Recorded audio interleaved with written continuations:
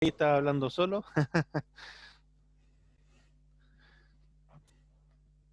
Vamos, ¿les parece que oremos como para comenzar este momento que vamos a tener de poder estudiar y aprender un poquitito más de la palabra del Señor?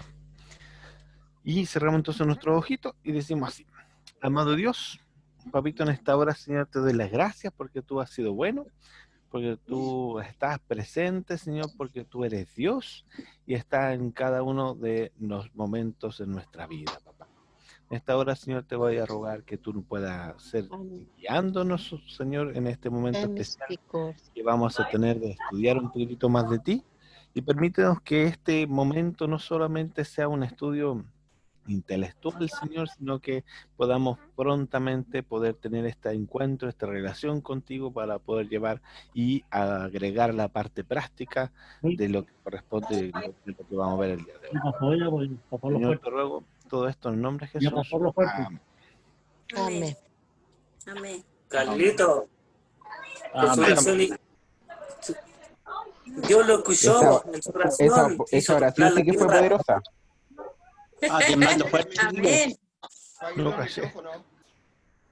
No caché.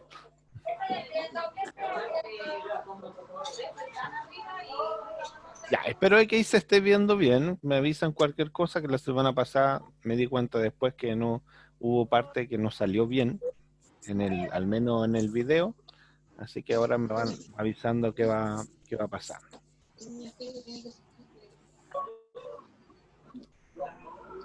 Se ve bien, se ve completo. Ya, esa era la idea. Ya, vamos a comenzar entonces esta segunda jornada, bueno, tercera ya, pero segunda sobre este tema en particular, que corresponde un poquitito al estudio de Dios. Como algo dijimos la semana pasada, vamos a estar dividiéndolo en dos puntos. Primer punto, que va a corresponder entonces al estudio de un poco de los atributos. Hoy día tengo dos atributos nuevos de Dios. Y después hay un estudio de uno de los nombres que en el Antiguo Testamento se hablaba y se usaba para referirse a este personaje. Tal como lo dije la semana pasada, los atributos no indican características de, ¿ya? Todavía estamos en las características personales exclusivas de él. Más adelante vamos a ver características de su relación con, que es interesante.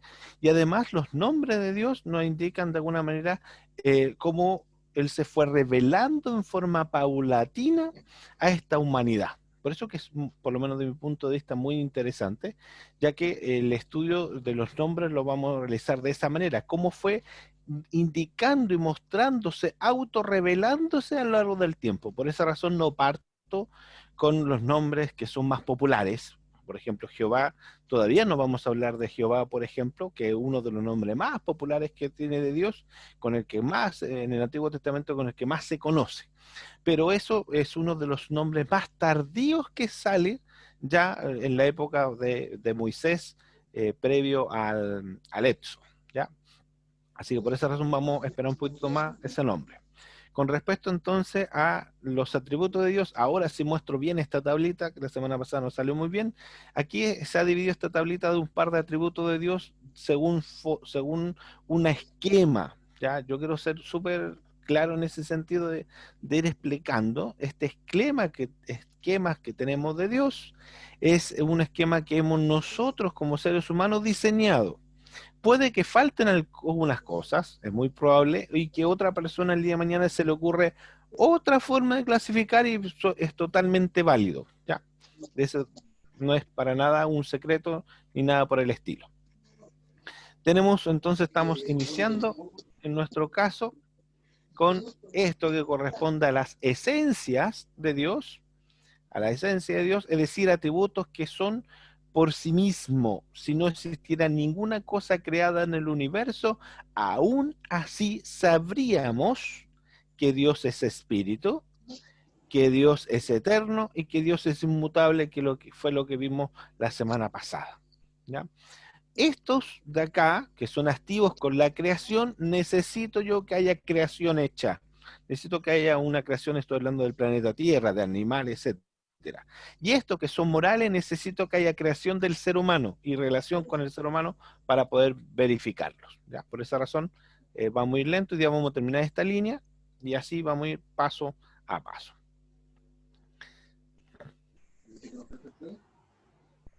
Con respecto entonces a uno de los atributos esenciales o absolutos de Dios, tenemos entonces que Dios es trino. Y aquí vamos a hablar un poquitito sobre la Trinidad de Dios.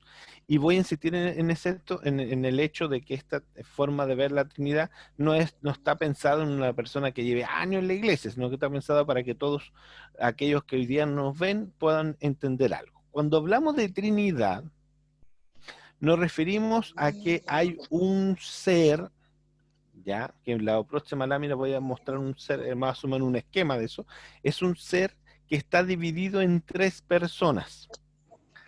Cada una de estas personas tiene personalidad, tiene características, cada una de estas personas tiene carácter, ¿ya? Por lo tanto, hay cosas que a Dios Padre lo pueden enojar, otras cosas que al Hijo y otras cosas que al Espíritu Santo, por ejemplo, y viceversa también, ¿ya? Vamos a hablar básicamente que Dios lo vamos a relacionar en general con 3 formas. En la Biblia de repente, y aquí yo le quiero hablar un poquito de los que han leído un poco más, pero por ejemplo, está Dios Padre, que es el que crea. Elohim, que estuvimos viendo la semana pasada, es el que crea, es la voz de Dios, la que habla y inmediatamente aparece esta creación. En Juan 1.1, el Evangelio de Juan 1.1 habla de que Jesús, el Hijo de Dios, estaba junto con el Padre en el principio. Por eso que para nosotros Juan 1.1 también es importante, ¿ya? Porque de esa manera indica que Juan estaba en el mismo lugar que el Padre. Pero pregunta, ¿cómo llamamos a Jesús en el Antiguo Testamento? Porque si Jesús estaba desde el principio, significa que estuvo presente también en la creación, posteriormente en el pueblo de Israel también.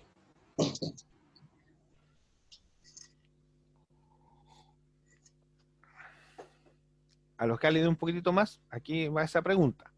¿Cómo se llamará Jesús en el Antiguo Testamento? No puede llamarse Jesús porque Jesús parte del Nuevo Testamento con este nombre. Como hijo, tampoco se reveló como hijo antes de que naciera en este mundo como Jesucristo, por lo tanto no se le llamaba hijo en el Antiguo Testamento. Y acá verbo aparece también en el Nuevo Testamento.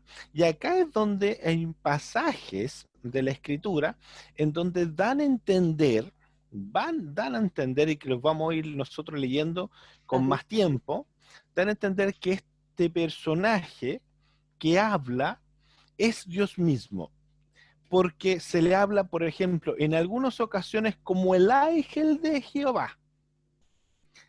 Y este ángel especial, porque no es cualquier ángel, es un ángel especial, habla como en algunos pasajes como si fuera Dios mismo. Por ejemplo, es el ángel de Jehová que le habla a Gedeón. Y después cuando Gedeón le responde como si fuese Dios, el ángel nunca le dice, no, yo no soy Dios.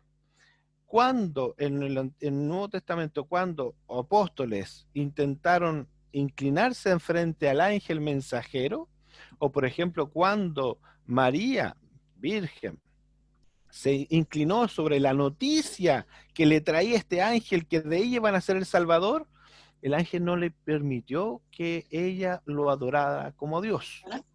Interesante eso. Por lo tanto, si hubo un ángel que permitió adoración y que se le llamara como si fuese Dios, siendo que en el Antiguo Testamento se le trataba como ángel, es porque es probable, no estoy diciendo que así sea, porque vamos a verlo con tiempo, que pueda haber sido una relación o una muestra de Jesús antes de tomar esta forma de hijo con que lo conocemos ya en el Nuevo Testamento.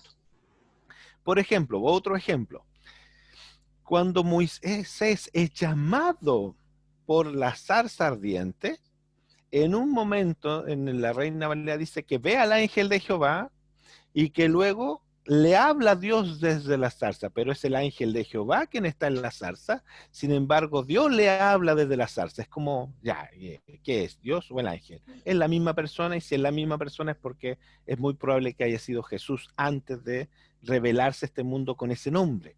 Recuerden que Jesús siempre existió. Él no fue entonces admirador de lejos de lo que estaba sucediendo. Él estaba participando también, pero con un rol en esa época mucho más secundario, porque su verdadero muestra el mundo de su personalidad parte en su nacimiento, su reencarnación aquí como ser humano. Y evidentemente también en el Antiguo Testamento se habla del Espíritu de Dios o del Espíritu de Jehová. Y cada uno de estos tres personajes tienen funciones. Es el Padre el que crea. Ya, nunca se muestra a Jesús creando. Sí, Jesús al lado del Padre, pero no creando. Es el Hijo quien redime y a través del Hijo Jesucristo quien se redime.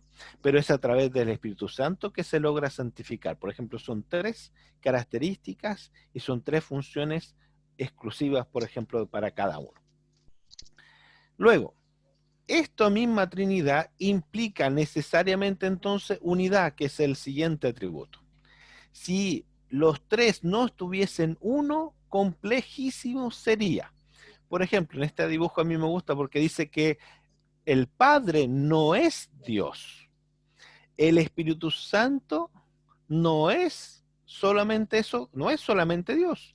Y el Hijo no es solamente Dios, sino que es la unidad de Padre, Hijo y Espíritu lo que es Dios. Eso es Dios. ¿Qué es Dios? Es Padre, es Hijo y es Espíritu Santo. Las tres unidades en un solo ser, ¿ya? Tienen funciones distintas. De hecho, nosotros como protestantes creemos que el Espíritu Santo está hoy en esta tierra y en los corazones de aquellas personas que creen en Jesús. Hoy, presente. El Padre nunca ha abandonado la gloria y en el cielo, y Jesús vino, murió por nosotros y resucitó al tercer día para que alrededor entre 40, 50 días después subiera nuevamente a la gloria y desde ahí no se ha movido hasta este momento. ¿Ya? También nosotros como protestantes creemos que en un momento Jesús va a bajar, va a venir a buscar a los que han creído en él, etcétera, etcétera, todo eso que tiene que ver con la dispensación de los tiempos. ¿Ya? Por ejemplo, pero tratar de entender qué es Dios es complejo. Hay un par de ejemplos que no son los mejores, tienen sus falencias, pero para poder intentar entenderlo. Por ejemplo, voy a usar un ejemplo que vuelvo a indicar que no es el mejor ejemplo, pero son dos de los que se me ocurre para tratar de acercarnos a la idea, porque es muy complejo para nosotros intentar entender esta idea. Primero que nada, tenemos el huevo. El huevo tiene una cáscara, el huevo tiene una yema y el huevo tiene una clara. ¿El huevo es solo la cáscara? No. ¿El huevo es solo la yema? No. A veces se ocupa solo la yema, pero no es solo la yema. ¿Y el huevo es solo la clara? Y la respuesta es tampoco. ¿Qué es el huevo? Las tres cosas. Desde ese punto de vista podemos entender entonces que Dios es tres personas. Ya, pero ojo, que estas tres personas podrían ser totalmente independientes si lo quisieran. No lo son porque están unidos y siempre actúan en unidad, pero podrían serlo. A diferencia de la clara, que la clara no puede nunca llegar a ser un huevo solo. Por esas razones tiene sus acercamientos, pero no es perfecto el ejemplo. Otro ejemplo que tiene el mismo problema, que no acerca, que nos permite comprender un poco, pero que tampoco es perfecto, es el agua. Agua en química se nos explica a los estudiantes en el liceo, en la media, que es H2O, es decir, dos moléculas de hidrógeno y una molécula de oxígeno. El agua puede estar en estado sólido, es decir, H2 en estado sólido, y a eso, ¿cómo le llamamos? Hielo. El agua puede estar en estado líquido, H2 en estado líquido, y eso normalmente le llamamos agua. Y el H2O también puede estar en estado gaseoso, y eso le llamamos vapor de agua. Y existe un rango de temperatura bastante especial en que el agua, el H2O, puede estar en estado sólido, líquido y gaseoso sin ningún inconveniente. Ya que es una temperatura entre los 0 y los 4 grados Celsius, podemos tener vapor de agua, hielo y agua en estado líquido, las tres en un mismo frasco, por ejemplo, no había problema. Eso nos quiere decir de alguna manera entonces que también estos tres estados de la materia nos pueden acercar un poquitito a la esencia de Dios, de que Dios está en tres personas con carácter, en tres personas con atributos, con características, pero esas tres unidas es una sola y se comporta como si fuese una sola. ¿Ya? Un poco de cercanía. Por favor, Sugrito, ¿nos podría ayudar con la lectura en Deuteronomio 6:4, por favor? Deuteronomio 6:4, que es un texto muy importante, sobre todo para la nación de Israel.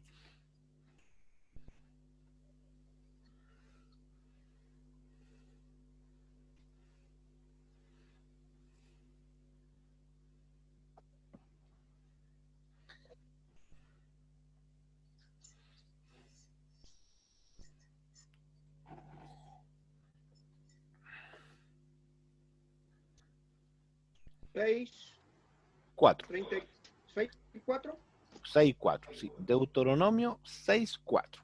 Y dice así: Oye, Israel, Jehová nuestro Dios, Jehová uno es. Tal cual. Oye, Israel, Jehová, nuestro Dios, Jehová, uno es. Interesante. Interesante porque este Dios trino, es decir, que vive en tres personas, aún así es uno solo. ¿Ya? No confundiendo entonces que son tres dioses, aunque de repente, evidentemente, alguien podría tratar de explicar esto de esa manera. No son tres dioses, es un solo Dios en tres figuras, en tres formas, en tres características distintas, por así decirlo. ¿Ya? Aunque lo que acabo de decir tampoco es lo mejor del mundo, pero es para que los podamos ir entendiendo. A nosotros como ser humano, evidentemente esto nos va a costar. Así que si usted ya le está doliendo la cabeza, por esa razón solo voy a ver dos atributos de Dios, porque esto cuesta, porque yo soy individual, ni siquiera los gemelos piensan iguales, pues. Dos personas que nacieron muy parecidas, que con características, rasgos físicos muy parecidos, pero no piensan, ni sienten, ni son, ni tienen la misma personalidad. Por lo tanto, tratar como ser humano explicar esto, que tres personas distintas tienen los mismos atributos, piensan de manera similar y actúan de una sola forma, es rarísimo. ¿Ya? Es muy complejo de entender. Para ir avanzando, en la segunda parte que corresponde a un nombre de Dios más, el día de hoy vamos a hablar este nombre especial llamado Adonai. La palabra Adonai yo la he visto finalmente con I latina o con Y indistintivamente. La verdad yo no podría decirles cuál forma se escribe correctamente, ya que evidentemente está bien de transliteración de una palabra una palabra hebrea, perdón. Por lo tanto, ponerle I latina o Y es lo mismo, ¿ya? Adonai, entonces, se traduce más de 300 veces en el Antiguo Testamento como Señor. Y muchas veces, vamos a ver la importancia que tuvo en el pueblo, porque, como les voy diciendo, los nombres de Dios fueron revelándose a la gente que lo buscaba de manera progresiva. Nunca Dios vino a Abraham y le dijo, yo soy Jehová, me llamo tantos, hago tal y tal cosa. No, fue una relación progresiva y por lo tanto una revelación de su persona, de lo que es Dios, de cómo actúa y de cuál es su poder de manera progresiva. ¿Ya? Por lo tanto, inicialmente se le dio a conocer como Elohim por lo poderoso y enorme en su creación, de haber creado todo lo que podemos ver. En segunda instancia, ¿cómo le llamo a este Dios? Si no sé su nombre, vuelvo a recordar que Moisés, mucho tiempo después, aparece y ahí recién se da un nombre. ¿Cómo le llamo si no sé su nombre? Bueno, le puedo decir Adonai. ¿Por qué? Porque Adonai en muchas partes se lee en nuestra Biblia en español, se traduce como Señor. Casi siempre en plural, ojo, allí eso nos da a entender muchas veces la idea y la forma, muchas veces en plural y posesivo, como diciendo mis señores, ¿ya? Mis señores, pero se refieren a un solo personaje llamado Dios. Vamos a insistir, por lo tanto, da a entender esta idea, como lo hablábamos la semana pasada, de algo muy importante para los hebreos, por lo tanto tenía que ser en plural, algo muy importante, pero también nos da a entender un poquitito y nos acerca un poco a la idea de que revisamos sobre Trinidad. Interesante. Janina, ¿nos podrías ayudar con Salmo 110.1, por favor?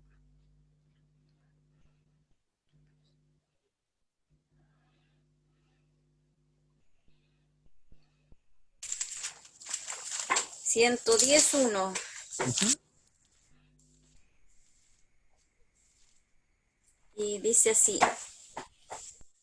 Dice Jehová dijo a mi Señor, siéntate a mi diestra hasta que ponga a tus enemigos por estrado de tus pies. Muy, muy importante salmo, nosotros como protestantes deberíamos tenerlo marcadito. Es uno de los salmos porque el mismo Jesús le responde a los hebreos de esa época, a los fariseos y saduceos de esa época, por qué el Hijo de Dios existía desde un principio. Jehová le dijo a mi Señor, y la palabra usada ahí es Adonai. Jehová le dijo a mi Señor, y este Señor tiene facultades de Dios, por eso se usa Adonai, ¿ya? Siéntate a mi diestra hasta que pongan tus enemigos por estrado de tus pies. No le está diciendo una persona, un ser humano, porque la palabra usada es Adonai. ¿Se puede usar para el ser humano? ¿Para un hombre normal? Por ejemplo, una persona que tenga mucha tierra, mucho poder. La respuesta es no. Para un hombre, los hebreos eran súper quisquillosos con las palabras usadas para Dios, porque para hablar de un hombre, un señor, usaban la palabra Adón. Y ahí tenemos uno de tantos ejemplos dados, que lo voy a leer yo, que está en Génesis 24:9. Uno de muchos ejemplos, pero la palabra Adón era usada entonces para hablar y referirse de un hombre, de un ser humano que era un señor, que tenía tierra, que tenía ganado, que tenía poder, etcétera. Entonces el criado puso su mano debajo del muslo de Abraham, su señor, y le dijo, juro sobre este negocio, etcétera, etcétera, etcétera. El siervo, el esclavo, porque en esa época todavía había esclavitud, ¿ya? Algunos hombres lo trataban bien y otros definitivamente los trataban mal.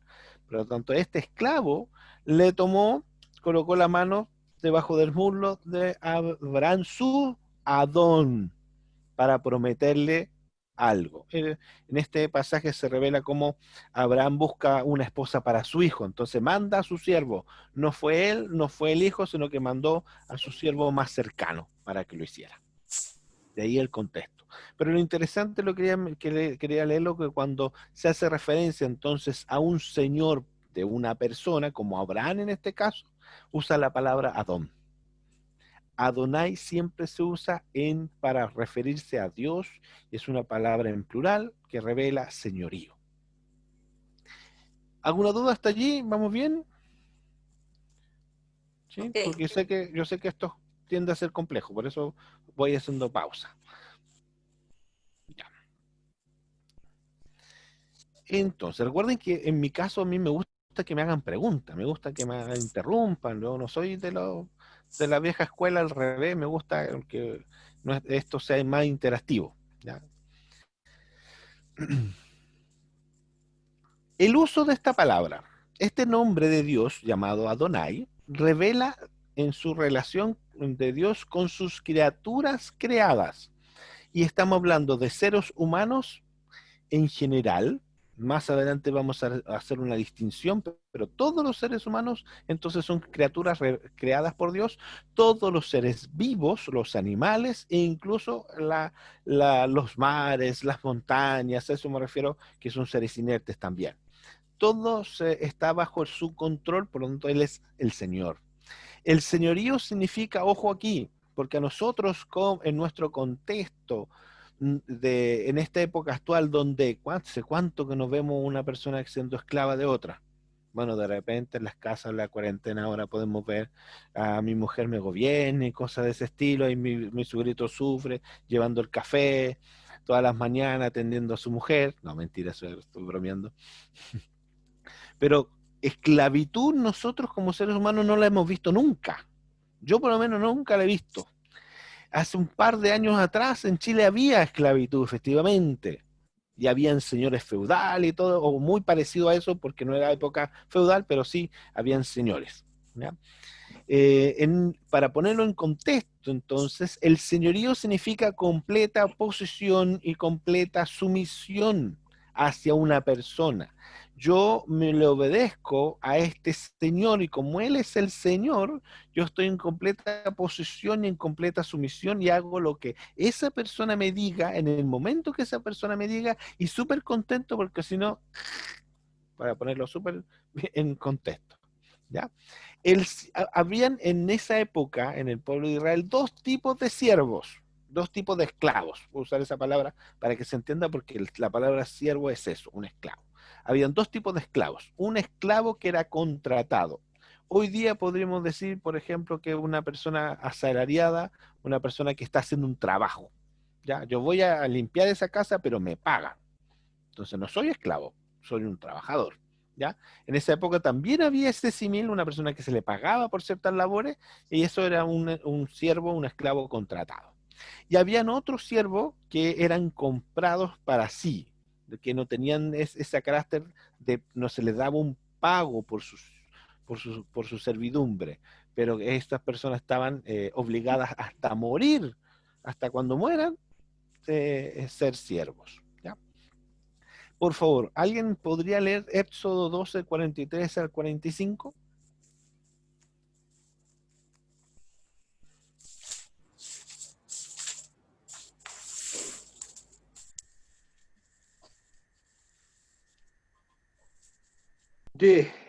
Del 43 al 45. Uh-huh.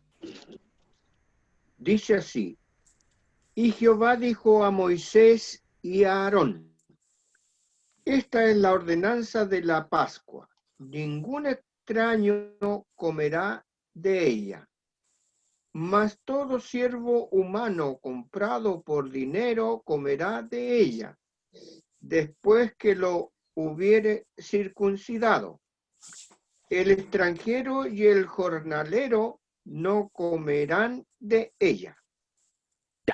Ahí lo que estamos leyendo acá es un criterio que Dios usaba para para este acto tan solemne y especial que era la Pascua judía. No es la misma Pascua de Resurrección que nosotros tenemos, aunque sí las fechas tienden a parecerse, pero es otro concepto para ellos. Y dice que la familia podía compartir, y los esclavos que vivían, que habían sido comprados y que vivían en la casa con ellos, también podían compartir, pero aquellos que eran contratados, que se les pagaba por su servicio, o aquellos extranjeros, no podían compartir, porque este rito era solo para la gente de sanguínea, por ejemplo. Por lo tanto, lo que eso quiere decir es que estos esclavos comprados tenían la calidad casi de hijos, con la única diferencia es que ellos jamás hubiesen podido heredar, ¿ya? Ahora, fíjense en el caso, si Abraham era una persona en esa época muy rica, que tenía tierras, que tenía animales, muy rica. Si Abraham no hubiese tenido su hijo Isaac, si no hubiese quedado Sara embarazada, si él no hubiese tenido un hijo, entonces la ley de esa época facultaba a que su esclavo comprado, que era el mismo que hace poquito leímos que fue a buscar la esposa a su hijo, hubiese heredado como si fuese su hijo. No los que él les pagaba, no los jornaleros que trabajaban por dinero, pero aquellos esclavos que vivían para ellos, que habían sido comprados para de manera perpetua trabajar dentro de la casa, sí tenían las características de hijos, sí necesitaban y podían requerir protección, ayuda y dirección de su amo, como un hijo.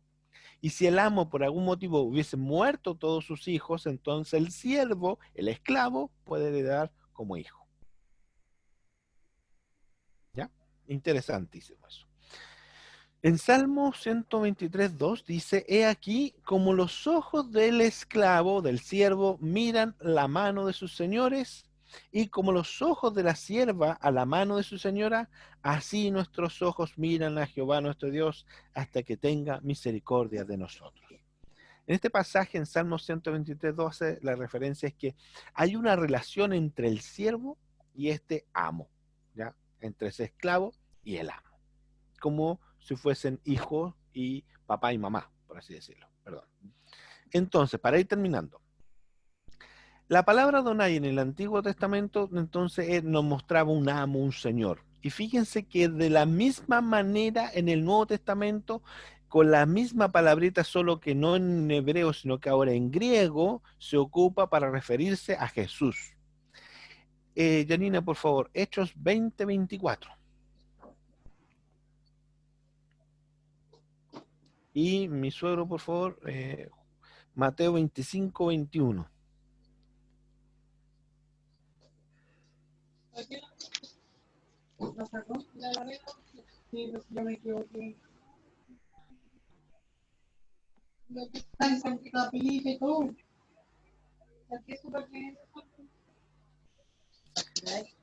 Ya, Hechos 20:24.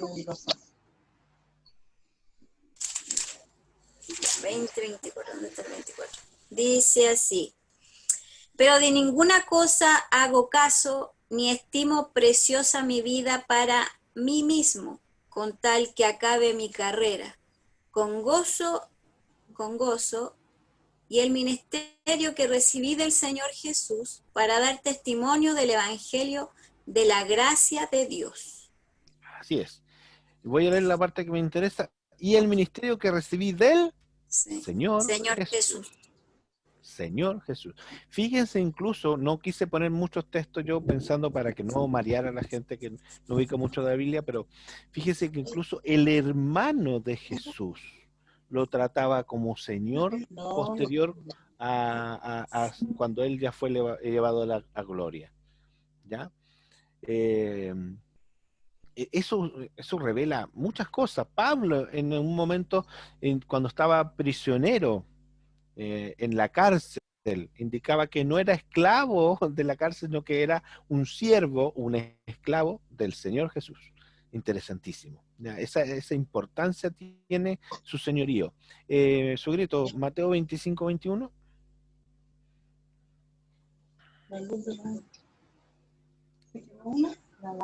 Y su señor le dijo: bien, buen siervo y fiel. Sobre poco has sido fiel, sobre mucho te pondré. Entra en el gozo de tu Señor.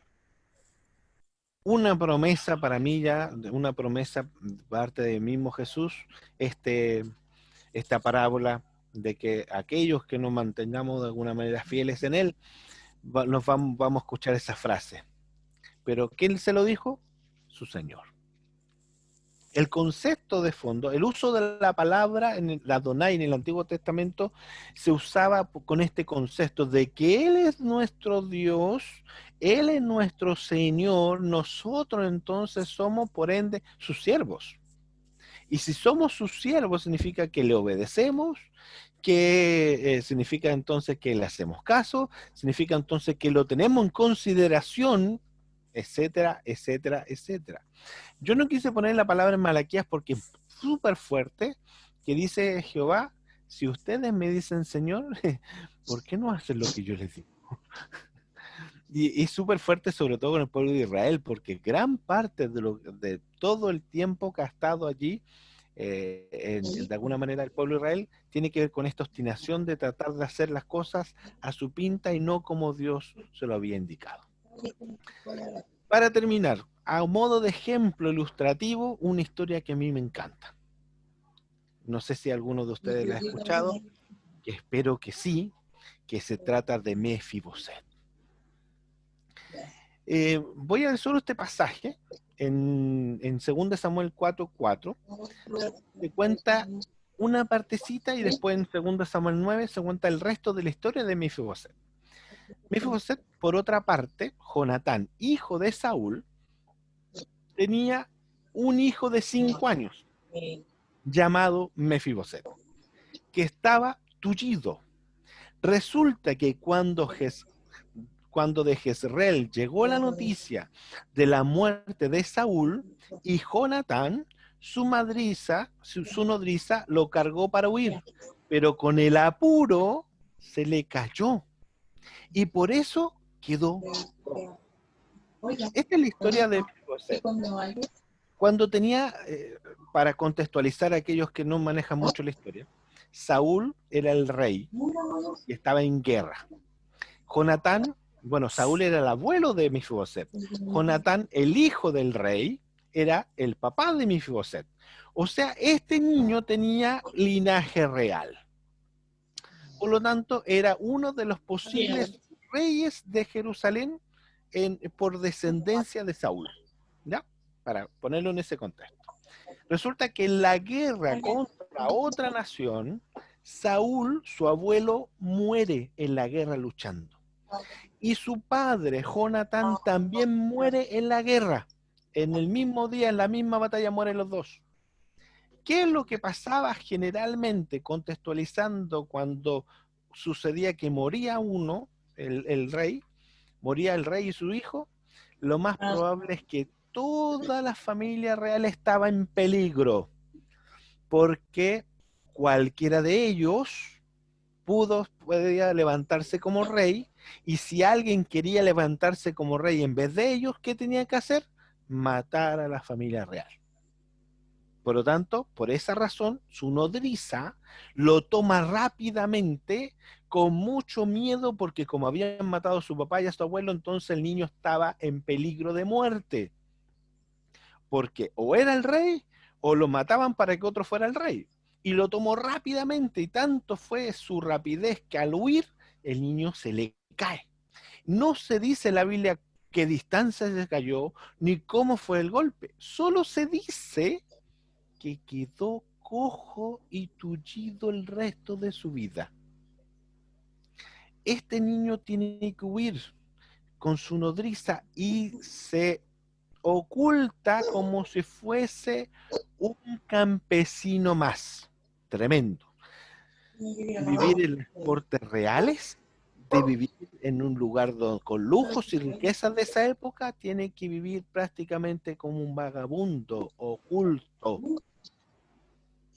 Interesantísimo. Pasa el tiempo, resulta que su papá, bueno, sus hermanos son asesinados, y la única persona que queda con vida de su familia es él, Mefiboset. Se levanta el rey David como rey. Ahí comienza, después de Saúl, después de que muere Saúl, se levanta el rey David como rey. ¿Y qué debería hacer cualquier rey? Eliminar la familia real anterior. Entonces este niño está en peligro de muerte. Pasan años porque el rey David se levanta como rey, tiene que luchar con los mismos que habían matado a Saúl, los derrota, pasan 10, 20 años hasta que el niño se transforma en un hombre adulto. Y en uno de esos días, el rey David se acuerda de su amigo Jonatán, papá de Mefiboset, y llama a sus criados: oigan, ¿ha quedado alguien con vida de la casa de Jonatán? Y con miedo, los criados le cuentan: sí, parece que hay uno vivo. Con miedo porque significa que muy probablemente este niño, ya hombre, iba a morir. Pero por otro lado estaban ante la presencia del nuevo rey, no le podían mentir. Así que le contaron dónde estaba, y el rey David dijo: mándelo a buscar. Evidentemente, llegó alguien a buscar a Mefiboset y le dijo: el rey te llama. Yo no sé cuánto miedo habrá tenido Mefiboset. Si fuésemos nosotros, evidentemente también lo podríamos sentir de esta manera.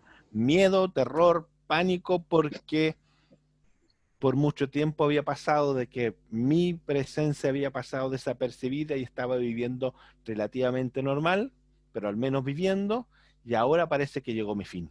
Eso seguramente fueron el pensamiento y las palabras que pasaron por la mente de Mefiboset. Cuando Mefiboset llega a la presencia del rey, le dice, el rey David le dijo: saludos, Mefiboset.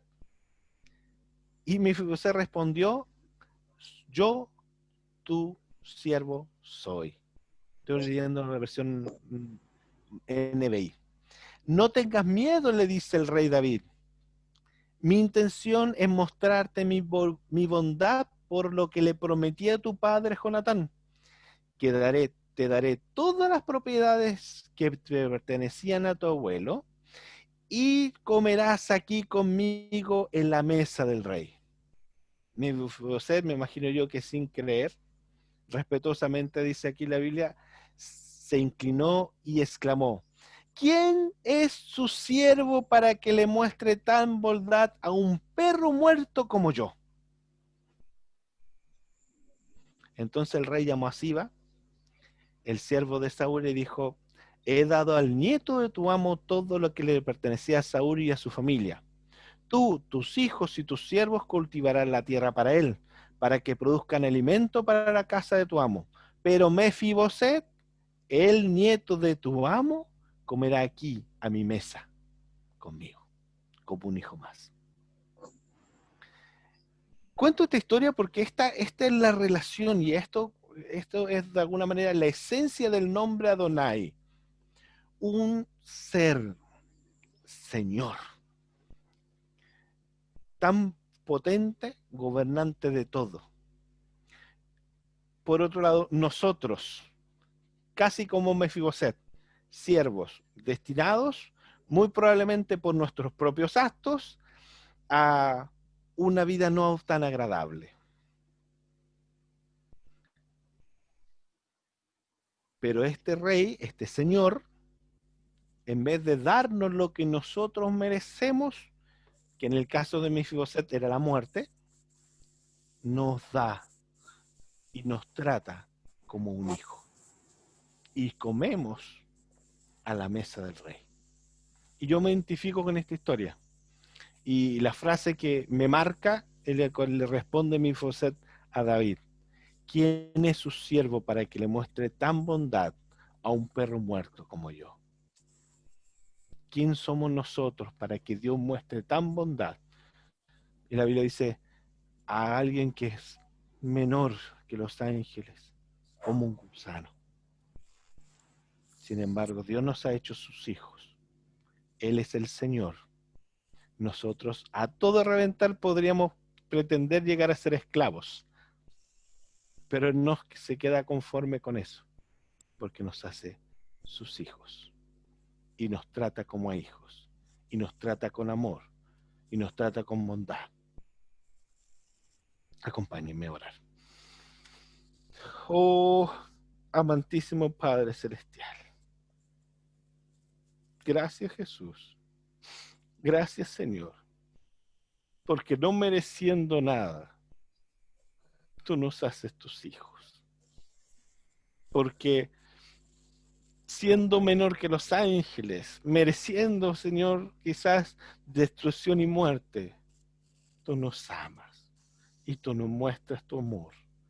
Y tu amor nos transforma en hijos tuyos.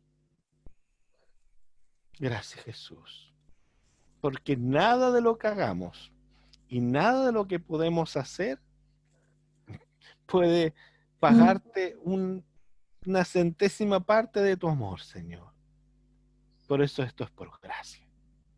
Por eso esto es por amor. Gracias solamente te podemos dar. Y permite, Señor, que podamos cada día aprender más de ti y cada día parecernos más en tu carácter a ti, Jesús. Solo podemos darte gracias, gracias, gracias, gracias, gracias, gracias e infinitamente gracias por tu amor y por tu misericordia.